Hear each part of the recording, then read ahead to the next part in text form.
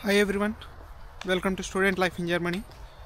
ఇవాళ నాకు visa extension ఆఫీస్లో అపాయింట్మెంట్ ఉందన్నమాట. ఇప్పుడైతే నేను ప్రజెంట్ వర్క్కి వెళ్తున్నాను. వర్క్ అయిపోగానే వీసా ఆఫీస్కి వెళ్ళాలి అపాయింట్మెంట్కి ఈవినింగ్. అసలు వీసా ఎక్స్టెన్షన్ వచ్చిందా లేదా, వస్తే ఎన్ని మంత్స్ ఇచ్చారు ఎక్స్టెన్షన్ అనేది ఈవినింగ్ చెప్తాను. ఇప్పుడే వర్క్ కంప్లీట్ అయింది. Let's go to visa office.